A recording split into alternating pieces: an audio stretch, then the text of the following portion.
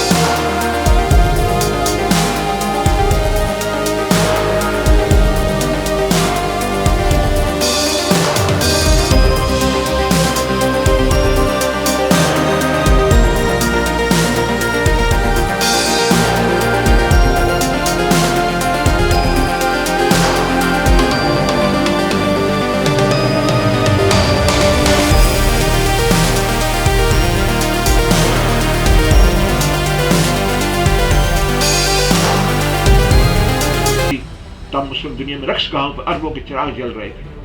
تاریخ یہ بھی لکھے گی کہ OIC میں مسلم عالم اسلام کا نام خوب بلند کیا، مگر غزہ کے قتل عام کو نہ روک سکے۔ تاریخ لکھے گی کہ ملت اسلامی نے حکمرانوں کو الزام تو دیا، مگر دشمن کے مال سے اپنا دسترخوان خالی نہ کیا۔